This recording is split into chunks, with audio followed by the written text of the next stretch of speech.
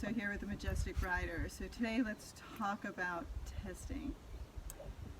Every horse tests. It's part of their herd mentality. So when I put them in with new horses, they're always testing each other, seeing who's more dominant and who's more submissive.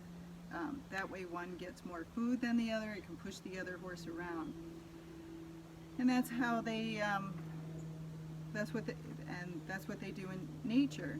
So it is normal for horses to test. What sometimes people don't notice is that their horse is actually testing them. So every time I get a new horse, even though I'm a trainer, every horse tests to see if I'm up to the challenge. Am I going to be in control? And am I going to make them work? So they will all test. They will do that as well when you get them home. Even though I have trained them or somebody else has trained them, all the horses are going to test just to see what they can get away with. Now some people will say, well, my horse never tests me. It might have. You might have either just missed the signs, or you're really good at correcting the horse and you just didn't realize it's a test. So things or ways that the horse can test you. So one, you try to lunge it and it keeps turning and going the opposite way. Or when you try to change directions, it won't change directions and the horse already knows how to lunge. You're trying to make it go over poles or jump or over an obstacle, and the horse won't do it. It keeps rearing up and running the other way. That's a test. If you're just persistent, don't give up. You don't have to get in a huge fight with the horse. You just keep after him and keep making him do it. Sooner or later, they will give in. Another test is them pawing.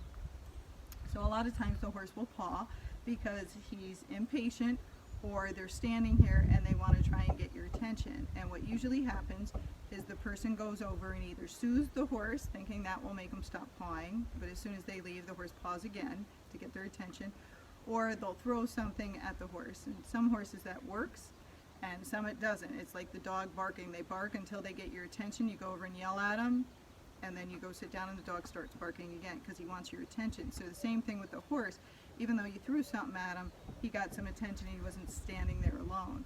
So same thing, when the horse paws, just don't give in. So if I go to feed the horse or I'm doing something and that horse starts pawing, you know what I do? I walk away. I might go sit down.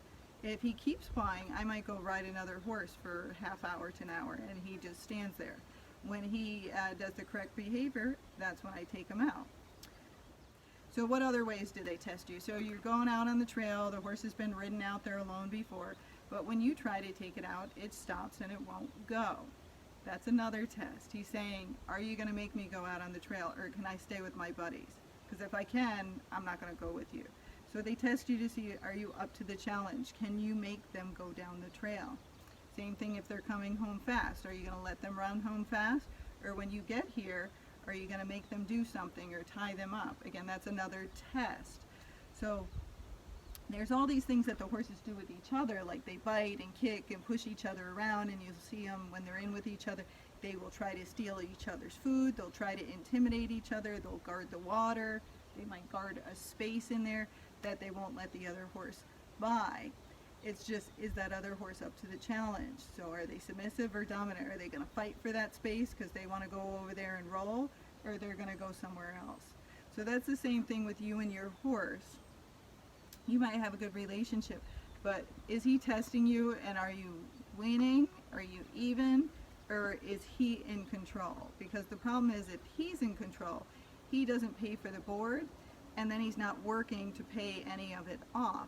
So you can't let them be in control. It's actually very dangerous with people. It's fine if they're in control with each other, but if we're in a relationship with this horse and the 1,000-pound or 1,500 pounds, depending on how fat your horse is in charge, that's very, very dangerous.